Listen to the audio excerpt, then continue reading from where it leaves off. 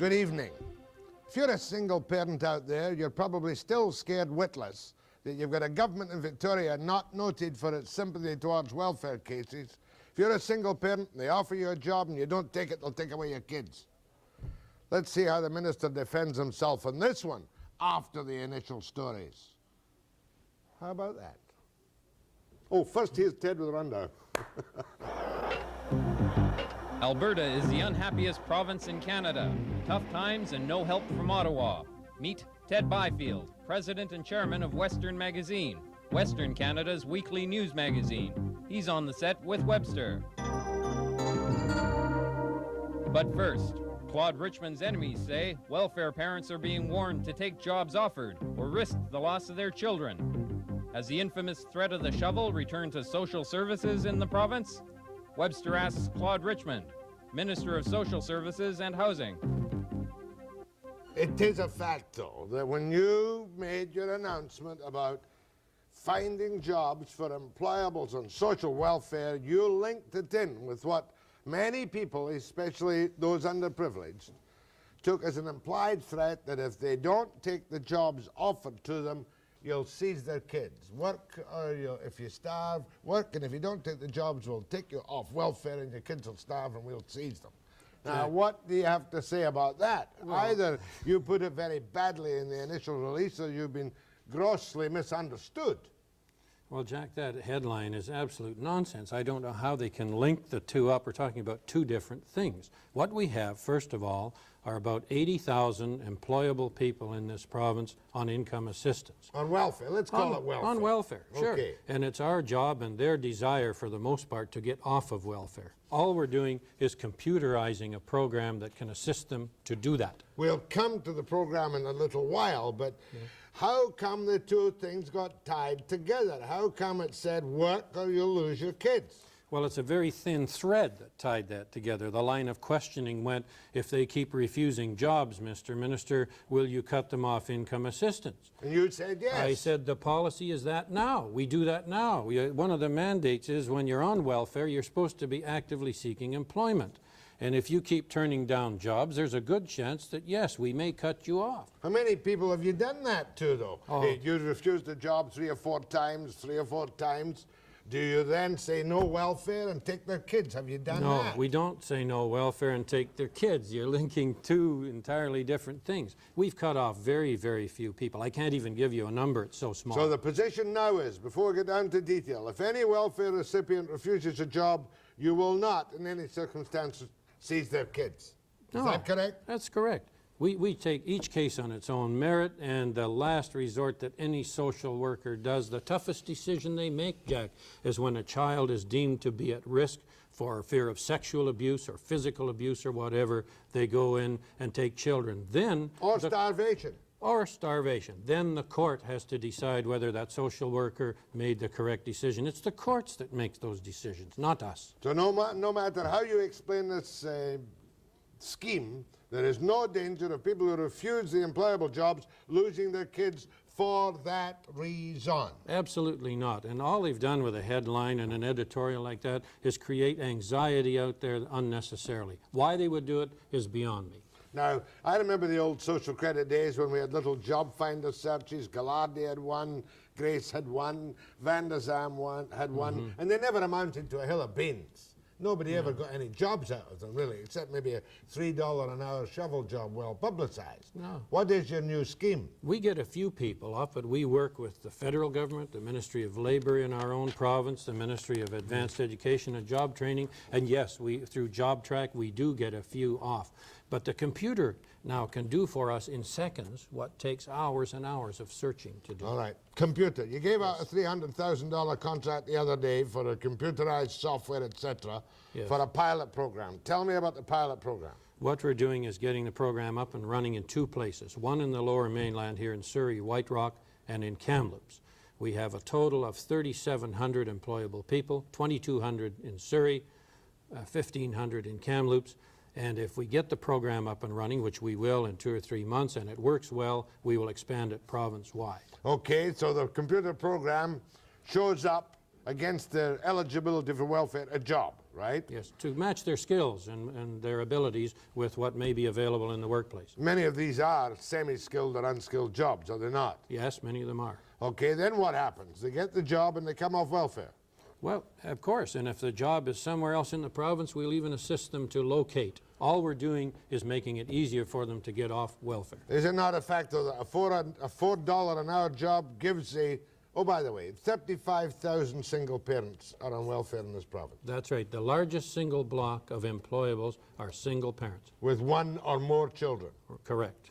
Now, if they get a job at your new minimum wage of $4 an hour, which is just around $700 a month, that's not any more than they'll get in welfare. It's about the same, give or take a few dollars. So that's why we have a program in place to subsidize a single mother's daycare or a single father. But let's face it, most of them are women. How much do you subsidize single mothers or single fathers' daycare? That's a fairly well-hidden program. That's right. And this last year we spent $18.5 million on it. And this year I'm going to try to expand it. I've asked Treasury Board for more money because it does cost a single parent to take a minimum wage job if they have to pay daycare. There's no question. So we're far better off to subsidize their daycare, get them back in the workforce. Can all women on welfare get their daycare subsidized? Yes. I mean, will women on welfare who go to a job? Yes. And there's a procedure by which they can apply for subsidized daycare from the provincial government. Yes. Any idea how generous it is or how non-generous it is? I can't give you exact numbers, but it's in the $250, $300 per case. Now, I'm trying to expand that because I know the cost of daycare is going up continually, as is rent. So we're trying to expand that to make it more viable for a single parent to take a job. It's almost impossible, though, for a single parent on welfare or any person on welfare without specific skills to get a full-time job that pays any more than welfare.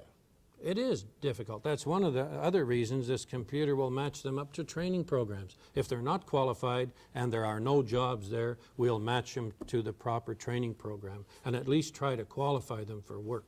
I want to get you committed really publicly on this because it's my belief that a single mother working for the minimum wage would be better off on welfare. At least she's got time to spend with her kids. She would if we didn't help her with the daycare.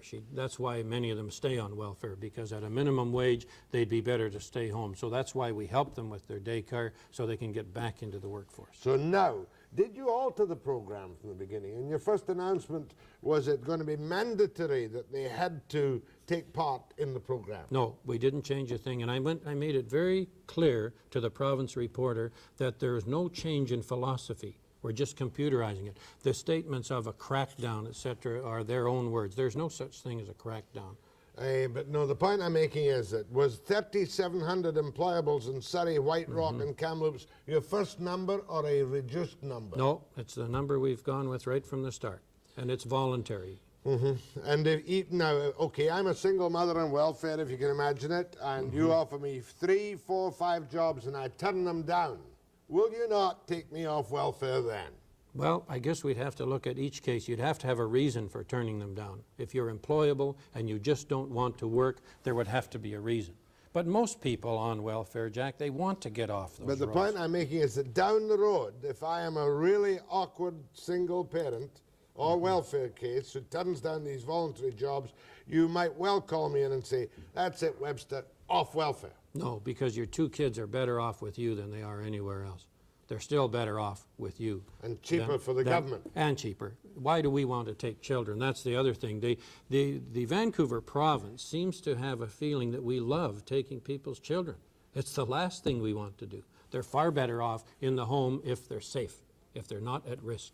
Well, excuse me for hammering at this. I just want to tell anybody who's watching, and we've had lots of calls about this, that if you are picked as a single mother on the employable role by the department and you're offered 10 jobs, even if you turn them all down, they won't take your kids, right? No, we won't take your kids. We don't want your kids. We want to get you back into the workforce. Well, I'm actually doing you a favor by getting you off the hook on this work or lose your kids. Well, I shouldn't have been put on that kind of a hook. That headline is just pure sensationalism, and it's created anxieties out there unnecessarily. hint of blackmail and Yeah. welfare threats. I mean, Take look jobs at that. and lose kids. Why would they do that? What purpose could they possibly serve by doing that? Well, you know, I've seen it done before, whereby you take the carrot and the threat, and you could imply blackmail. Boy, you have to be, it's an awful thin thread. Your calls to Claude Richmond after the break.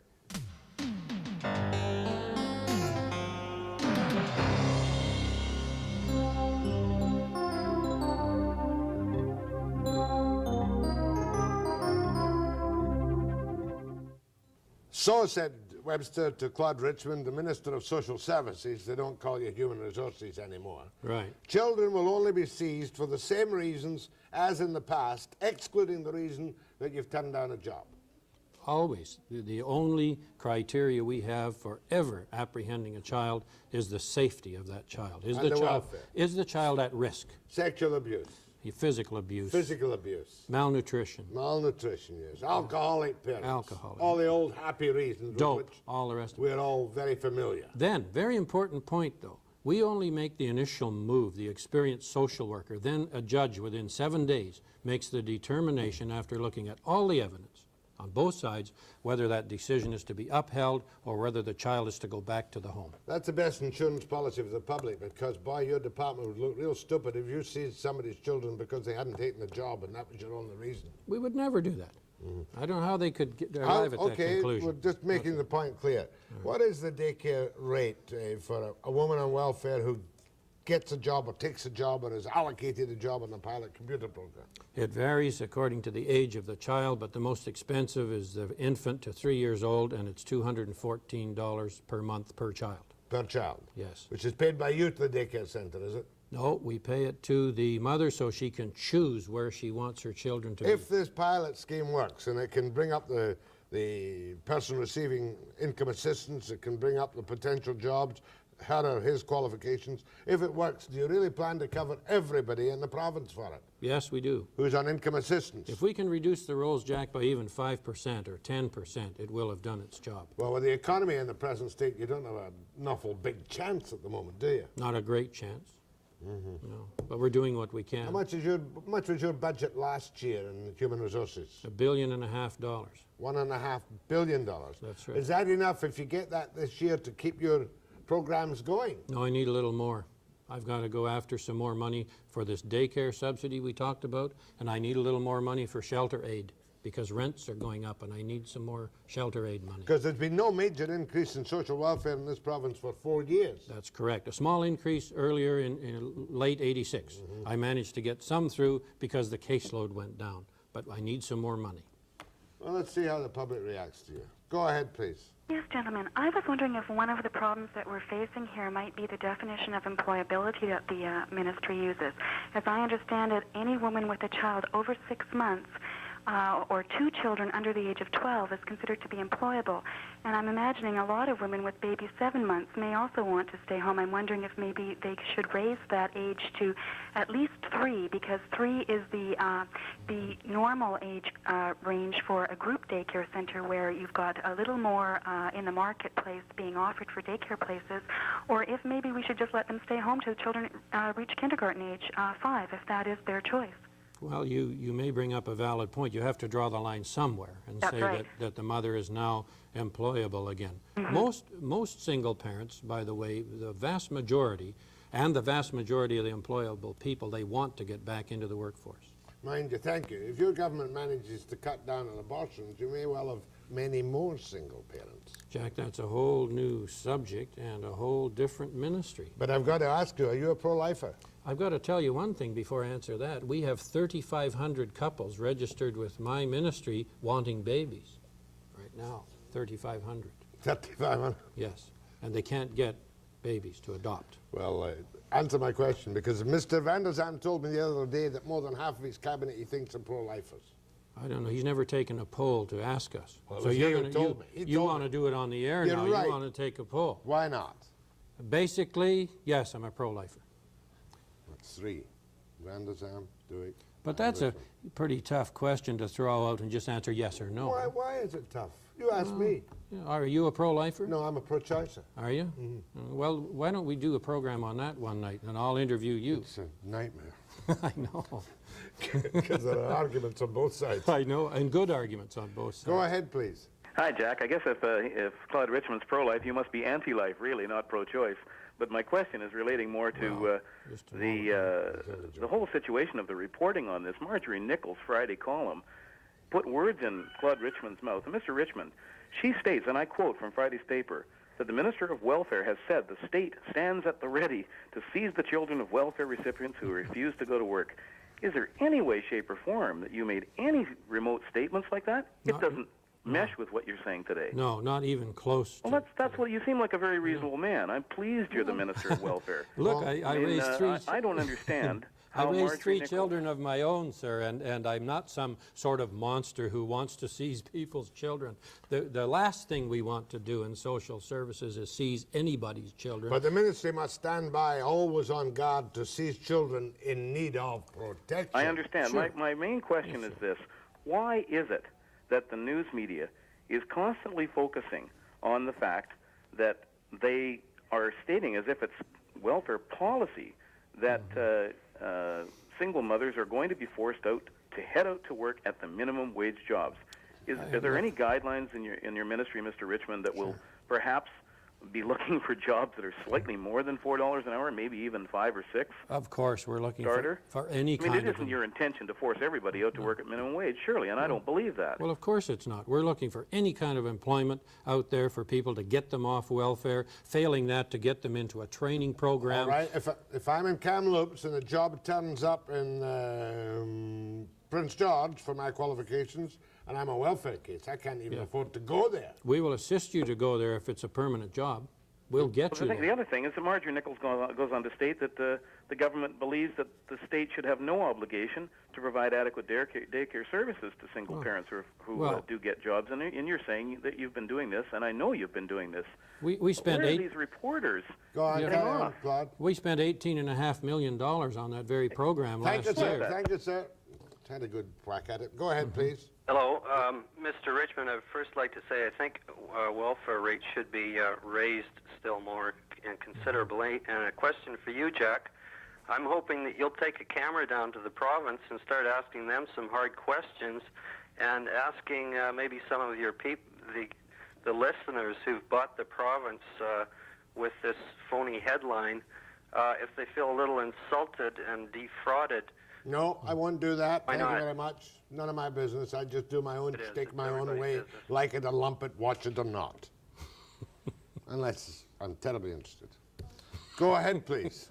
Hello, Mr. Richmond. Yeah. You have disabled and handicapped people on welfare Yes, who are medically shown unable to work. that's right. They're there through no fault of their own. They're not going to come off your welfare rolls.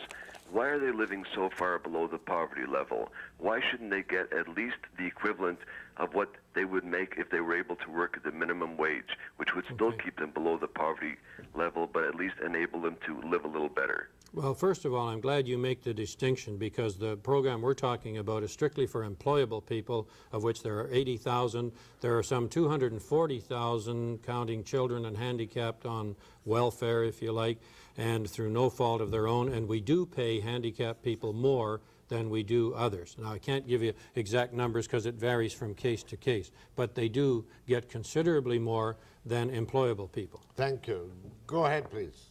Yes, I'm a single mother on welfare, and I get $214 a month for my child care. But I've looked all over the city for daycares for my child to go to in a home, and most people charge $350. I think that they should build up the level a little bit so people can afford to send their kids to daycare so that they can go out and find work. I agree with you. Is this a working single mother who's getting the daycare allowance? No, I am a single parent on welfare, but I would love to have a job. Yes. But I'm so afraid to just take my child to anybody. I'd like her to go to a daycare. Okay, well, first of all, the Ministry of Health sets the standards for daycare centers, but secondly, I agree with you, and I'm going after more money to expand this program because I realize we can use more than $214 for a child 2 years old. You're going to have a tough time doing that. Very tough time. Now, this job, do you call this program Job Track? This computer program is not, but it will tie in with the Job Track program. So, and will you get full cooperation from Employment and Immigration? Yes, and we work with the Ministries of Advanced Education, Forestry, and Labour in the province. Fair enough. Oh, more with Claude Richmond after the break.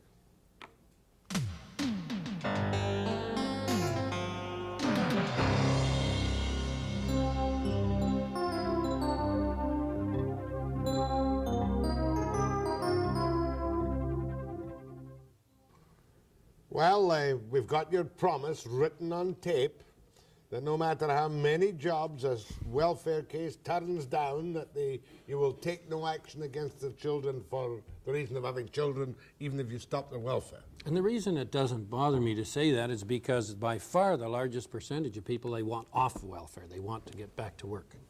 Things must be tough in Kamloops. How many in Kamloops, you say, single unemployables?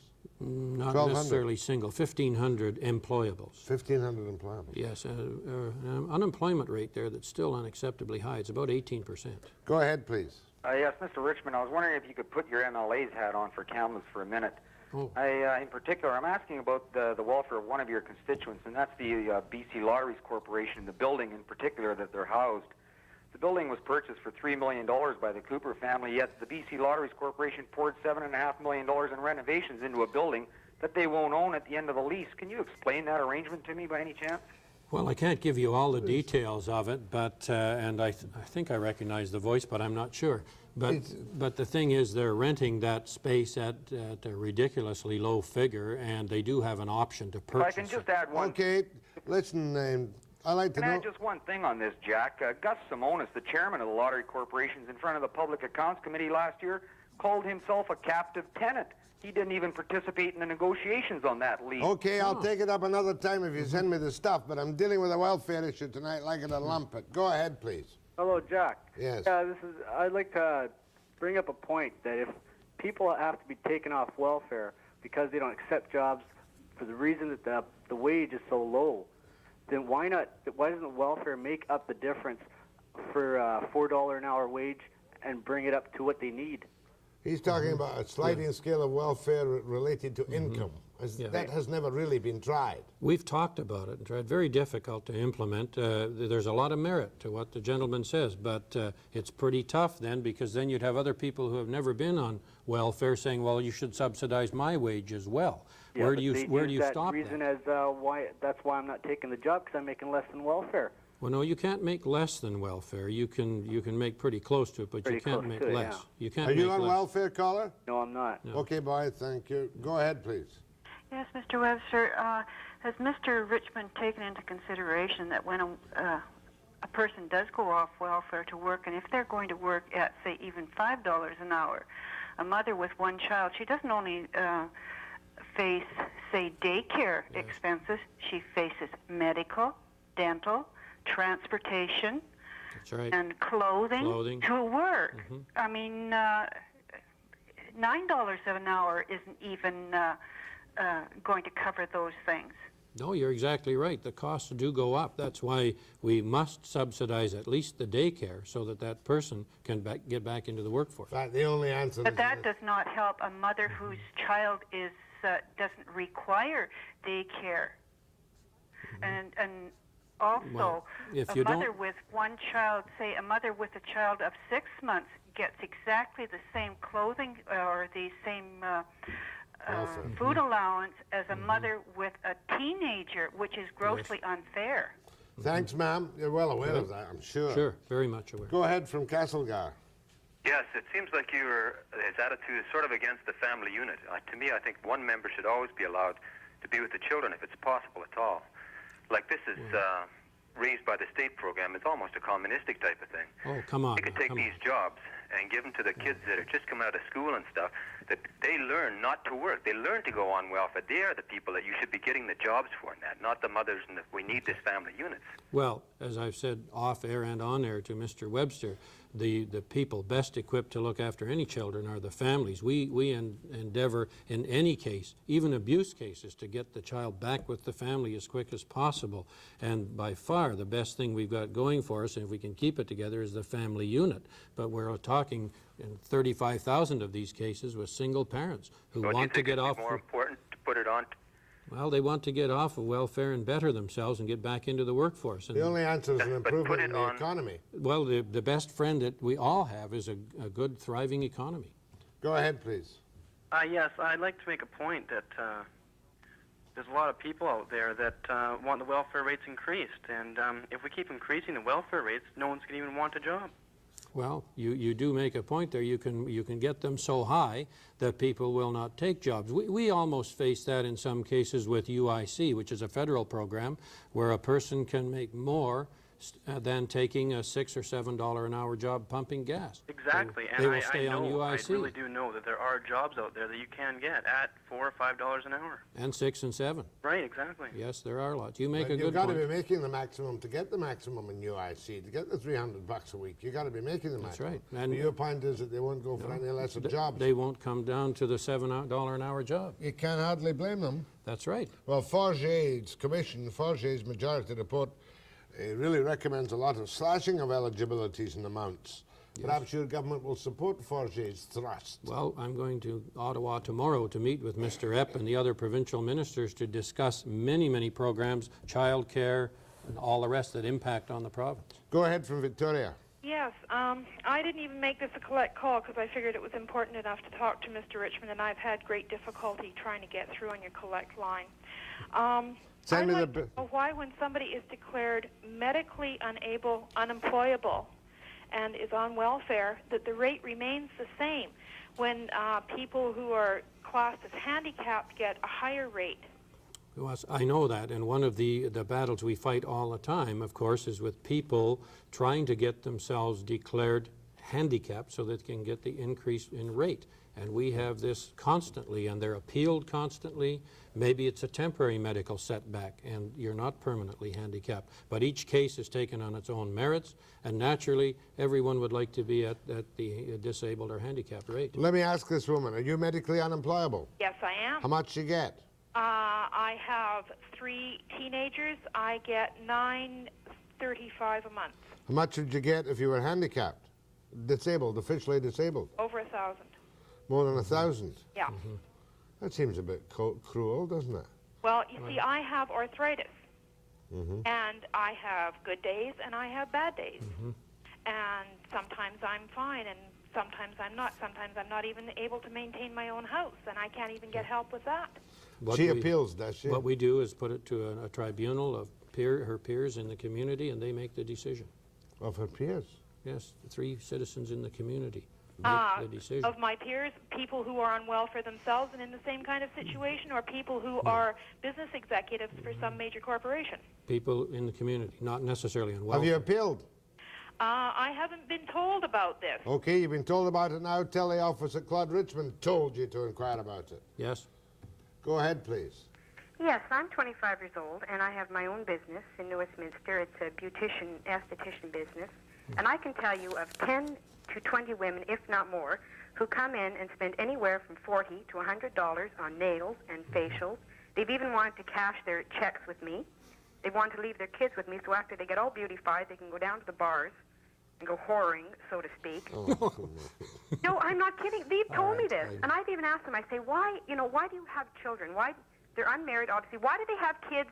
Honestly, they say, I want someone to love. I want someone to love me. This, in this kind of business, you get women telling you these things all the time. Yes. And I just sit there in awe of them. I mean, of course I'm going to take their money. Of course you are. Of course you are. I am, that's right. But I'm telling you, Jack, And you're not going to turn them in. You're just going to slander and defame all kinds of people on the gossip you heard in the hairdressing salon. I know, but it just absolutely, it boggles my mind they do this sort of thing, And I mean, someone somewhere has got to crack down on these people who distinguish who really needs it and who is abusing the system. Okay, I've got the message. What is your advice and counsel to this woman who said they come in, spend $40 to $100, pretty themselves up to go disport themselves in the pubs? Listen, there are lots of people, Jack, who don't know how to manage their welfare money. We know that, and there are a lot that do. You can talk to the Pub Owners Association, and their busiest day of the month is Welfare Wednesday. That doesn't mean that everybody goes down and squanders their money in the pub, but there are those who do. There are those who cannot manage their money even for a day, and we administer it for them, but we don't like to get into that because we don't have the staff. Well, forget the side issues for the moment. I don't want to get into baiting unfortunate people below the poverty line. Right. But we've got your word, clear as a bell, that on this program, even if it's expanded province-wide, no matter how many jobs you turn down as an employable, employable person on welfare, nobody will try and seize their kids on that account. Never. And I can tell you the philosophy has not changed, and it's not going to change. We want to get them off of welfare. You're not as generous as the NDP were. What did they do that was so generous? Oh, they brought in all kinds of things, including income and whatnot, and the handicapped and resource allowances. boards. My thanks to Claude Richmond. Thank you. Next, dull, banal, straight-up politics with an outspoken guy called Byfield. After the break.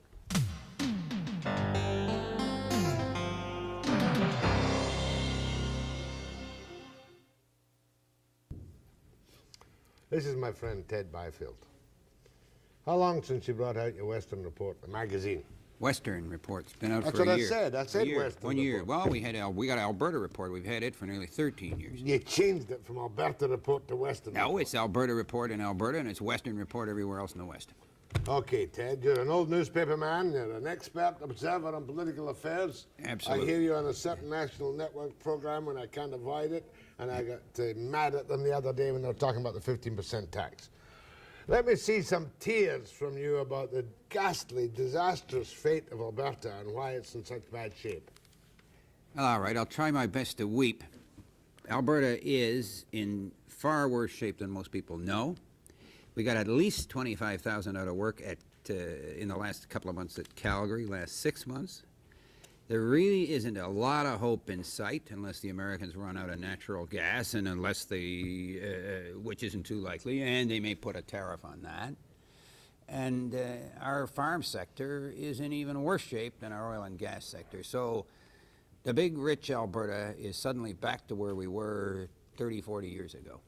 That's the and maybe you'll go back to Bible Bill or some kind of odd financial plan as you did before. You know, I was talking to the other day a guy by the name of Doug Campbell, who used to be Premier of Manitoba in the 50s. Mm-hmm. He's 93, sharp as a tack. And he said, you know, he came in with a progressive movement in the West in the 1920s. It goes back a long way, 60 years, you know. He said, I've seen this before. He said, I saw this when the farm movement started. I saw it when social credit started, when CCF started. He said, I've seen it all before. He said, what happens is people get disillusioned with a whole system, and some new party comes along and it picks them all up. And he said, I can see the same thing going on all over again. Now there's a man who's 93, got all his marbles up here, and that's his prophecy, and he's just looking at the West from the point of view of Winnipeg and Manitoba. Do you think there's a possibility of a new party sweeping the West like the old Farmers' Party did on social credit? Yes, I think there's a possibility. Can you name a leader? No, can't name a leader. Can you name any leader in the West who's a man who towers above the others and gives anybody confidence? Yeah. And I'm going from here to the Lakehead? Jack, as long as you promise not to swing at me, I think you got in Vanderzam a guy we got to watch. Now, I don't want you to... A guy you got to watch by all manner of means, but you're not going to suggest me he's a man of towering capacity who's going to lead the West. I find him to be a lot smarter than British Columbians seem to, like you, seem to think he is. Well, we've known him for 20 years. He's a charming, delightful guy who can defang even the likes of myself when he's turning aside perfectly proper questions. But that doesn't make him a genius. I think you'll find that what happens is the situation throws up the leader. If we manage to hang on in Saskatchewan, Manitoba, Alberta, and the BC interior, and welfare systems such as the one you've been discussing are able to hold things together, there won't be anything happen. But if it starts to fall apart, and it could, there will be heaven knows what. Something will happen. Well, when you start to fall apart, I read one of your horrendous articles, The Death of the Grain Man. Yeah. Will the market turmoil destroy 60,000 family farmers on the prairies? That's a good possibility. How bad is it? Well, I mean, I thought Ottawa was giving you billions in additional subsidies. Let me put that billion into perspective for a minute, will you? Alberta, according to what's called the Mansell Report, contributed to Ottawa between 1969 and 1984, get this, $95 billion. Now, they give $1 billion back. That's great. That's approximately a little better than 1% of what they got. Yet, they got to do it again, and they got to do it again. And we're not going to solve the problem by handouts from Ottawa. I don't think we are. Look at what happens when the Americans have, and the American farmer's getting twice for his grain what the Canadian farmer is, even with the $1 billion. You mean his government is subsidizing it south of the border for twice the revenue that we have in Canada? That's right. And they're also stealing our markets, are they not? They are. We got a lot of problems out here, and they're not confined to the prairies. They're going to be... well, look what you got here yourself. Take a look at the Kamloops you've been talking about, and Nanaimo. I know a lot of people there, so do you. They're not working. I know. Now, what about... was it the national energy policy that really put you down the tubes? No, that only started it. Well, here's what happened. We got hit twice. First, we got hit with the NEP. Then we got hit with the collapse of oil and gas prices. And then the collapse of farm prices. Okay, now there was a double whammy there. But where the NEP really hurt us was this. In the prairies, when there's a boom, you got to have enough money made to tide you over during the bust. And the money was made all right, but it was skimmed off by Ottawa, and now it's not there, so we're having to face the bust without the money we ought to have. What about your heritage funds? How many billion have you still got up your sleeves? They're not up this sleeve. The Heritage Fund has got about $2 to $3 billion up its sleeve. Is that all? Sure. After you get finished, $13 billion. It's enough. Look, the public parks are part of the Heritage Fund. What are we going to do? Sell them? I mean, who's going to buy them? They're an asset. They're within the Heritage Fund. There's a lot of money in Alberta housing in the Heritage Fund. Well, what's great, they got the house down the street. Somebody paid $90,000 for it. The government financed it. It's now worth $45,000. That's where the Heritage Fund is, an awful lot of it. Now, you take all that stuff out, you're back to $3, maybe $4 billion. That's what they've got. The Alberta deficit this year is somewhere between $3 and $3.5 billion. Ours is $1.2 billion this year. Yeah, well, exactly, and you're a bigger province. And there's and we've got twice to nearly 2.5 times your deficit. That's our problem. It's not easy. Now, our 15% tariff arranged by Carney and Jack Monroe, at least with the approval of Jack Monroe, seems to me to have been the best deal we could make. Right. I think so. Do you agree with that? Yes, I certainly do. And I think that Pat Carney is going to be victimized by the Toronto media. I think if you look what's happening now, they've decided that Pat has said she made the deal, which they say allows the Americans to come in and take over our industry. And they say we can't allow the Americans to take over a Canadian industry, forgetting Autopact, which is just exactly that. Look at those automobile plants, the tooling, the production, the employment. All of this is being decided in the United States. What about that, you say to them? Oh, well, that's very different. Is it? What's the difference? The people here, they had to hold the jobs. That's their first thing, and I can't see anything wrong with that. All right, now let's talk about Mulroney for a minute, if you want to talk about it. Are you as disgusted with Irish eyes are smiling as everybody else in the West? I think that Mulroney is probably going to cause a great deal of problems in the West. I think there's an incredible disenchantment. You see... But you've got your wonderful man, Mazankowski. He's the reason I'm sure the Tories are still high in the hearts of people in the prairies. No, they're not. They don't like Mazankowski? They like Mazankowski, but Mazankowski is working for Mulroney, and they don't like Mulroney. But what's happened, I think, you see, the disenchantment occurred. It's not all over economic policy. There's other things as well. I mean, there's most of which you probably agree with Mulroney on. There's been no vote on capital punishment. This Real Women's Group doesn't get any money, which would seem to be a conservative organization. None of this stuff. A lot of people on the prairies are real conservatives, small c. They vote for a conservative government, and it acts more like an NDP government in a lot of areas. They're populists. The Tories in Ottawa will do whatever they think will give them give a few voters instant gratification. We could argue about the meaning of the word populist. I think they're opportunists. That's what we're seeing. That's a better word. Yeah. Okay, and it's not going to go over. There's a lot of people on the prairies think. Well, I was talking to a guy the other day here in Vancouver, as a matter of fact, and I said, "How'd you vote in the last election?" And he's in radio. I won't say his name because if he wants to quote, he can speak for himself. Right. The guy, he took hold of the table like this, and his face really turned color, and he said, "I voted for the Tories, and I will never, never, never do that again." And I said, "Well, why? What's wrong?" And he said, "Because what I elected was a lot of people who are sort of socialist. I don't know what they are. I know they're not Tories. And I think that's causing this disenchantment. It's one thing to put in a Trudeau who says, look, you guys, I don't agree with you. I don't like you. I'm That's not right. going to sell you. You know, and he's got his finger and all this That's kind of right. thing. But at least he goes in, he's consistent. But if you elect the guy that you think is your ally and your friend, and he goes down and starts this stuff, then you're not just disenchanted, you're actively angry. If there were an election tomorrow or in 2 years' time, will the Tories take a kicking with the NDP making a big appearance? I think the NDP and the Liberals would make a big gain. But, Liberals, you too. know, yeah, oh yeah, I think so. You can see that in the polls, the popularity of Turner. But, you know, we had a by-election in Pembina. Very, very important result, that. Because almost as many people didn't vote, had voted in '84, didn't turn out. There were enough of them to have elected a different candidate. Now, those people are just disillusioned with everybody. Okay, give you a plug. How's Western Report selling out here? It's getting better all the time, gaining, you know. It's not, I'd be... I love this one here. Which do we want? It said, daycare or submarines? And you obviously want a submarine. I wouldn't say that. You don't want, you don't want daycare. You All I'm want saying is- submarines to protect our sovereignty in the Arctic. I think we've got to make up our mind that if we're going to maintain any kind of presence in the Arctic, anything at all, we're going to have to give up daycare, subsidized daycare, and 100 other social And wipe programs. out some of this patsy unemployment insurance at $300 a week for layabouts, eh? Well, you wouldn't want me to say that, Jack, even if it's true. Your questions to Ted Byfield of Western Report's a troublemaker after the break.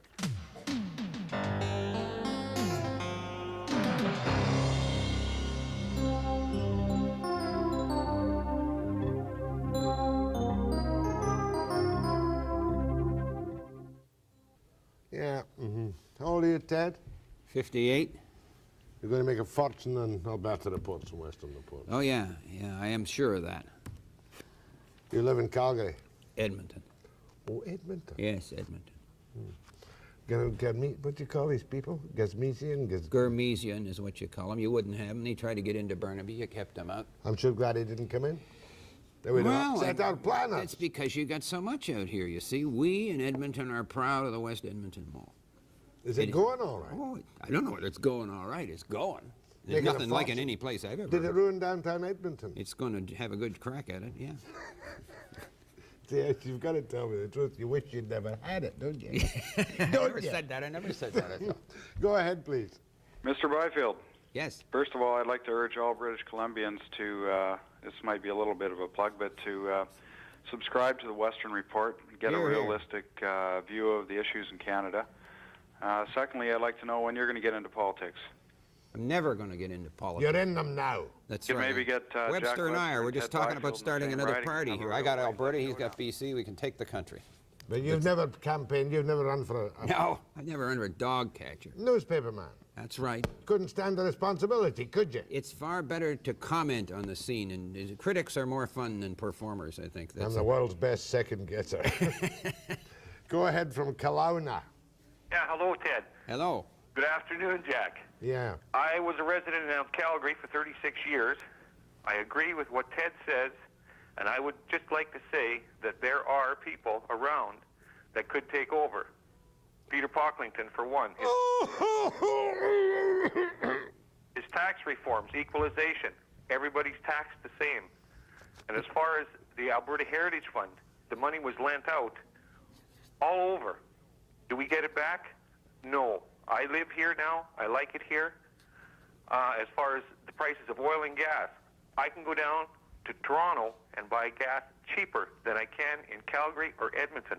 Okay, are you working or are you on the unemployed rolls? I'm on the unemployed rolls at present. Tough luck. Best of luck. What do you think of Pocklington while he's on the line? Got a lot of good ideas, and he couldn't get elected to anything. And he had that ghastly strike, which would have... Didn't help him. Chamber of Commerce was against him. Was it? Mm-hmm. Quiet boy. Go ahead, please, from Victoria. Hello, Yep. Mr. Byfield. Yes. Did you have an article in your magazine a week or so ago dealing with the icebreaker, the Polar 8 icebreaker? Yes, we did. And the article was titled, I believe, something like "Westerners Outraged Again." Right. They were talking not about the contract to build it, but the contract to design it. Right. Ottawa's icebreaker contract could save BC shipyards, but Quebec wants it too. That was the issue, wasn't it? That was not the issue. It was a different one. But it was on the same subject. It was on the same subject. It was a different one. I'd like to make the point that when I read the article, I thought that it was a little bit biased. I can understand you pushing the Western designers and everything, but I think that it's probably doing more damage than good because you have an opportunity here to derail the whole project. Like the Polaroid design was ongoing for 15 years. It's been refined and brought along to this stage, and to say, as soon as in 1985 they approved the funds, everybody and his grandmother tried to submit a design. Now, there's no way Western designers can get together and produce a high-quality design like that in such a short time. Just a minute. In addition, you quoted a whole bunch of statistics saying how much it would cost per mile, how much fuel consumption there was, etc., but you failed to mention that the design produced by the Western people was for a ship only half the size. So obviously, it looks like the Eastern design was, a real white elephant. But you gotta, say that it was only a ship only half the size. Well, we can't afford in Victoria here to have that project derailed because you want to get it rebid and redesigned by a handful of people back in Calgary. I don't think that's quite the case. I know it is because I worked on the job.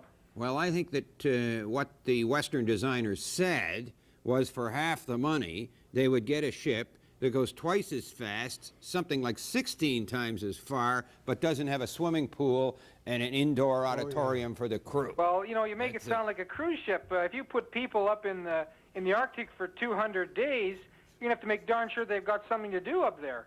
Well, you're going to have a hard time persuading a province that's got 15% unemployment that you've got to have a movie theater and a swimming pool if they're going to take a job in the Arctic, because I think you're going to find a lot of people say, I'll take the job, no swimming pool, no movie theater, just give me the job. That swimming pool maybe cost 1/10 of 1% of the whole value of the contract? Well, I think that what people are asking is that why do we have to have all these facilities in order, and the effect of the facilities is the ship is practically useless. Well, I mean, the ship can only go 200 miles offshore. You'd say that Ted's don't give me that. 200 miles offshore. I'm not giving you that. That's what the government report said. Now, that's horse hockey.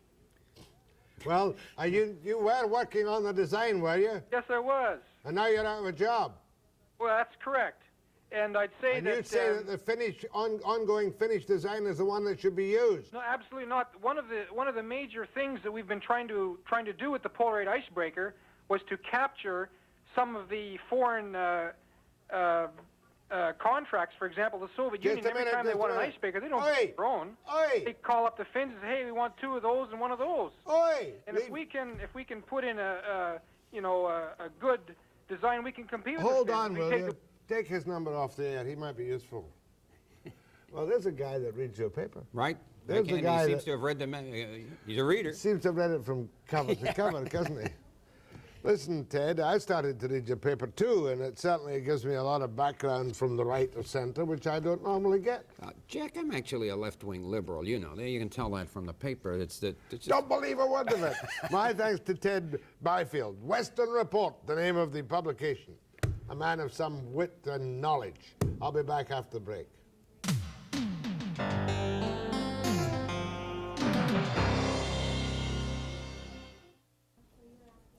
We're going to do a walkabout tomorrow with that Vancouver man who's got trouble in the attic. We're going to talk to Carol Taylor, no smoking bit, etc., etc. Very busy night indeed for Webster at 5 p.m. precisely. Stay tuned for the news.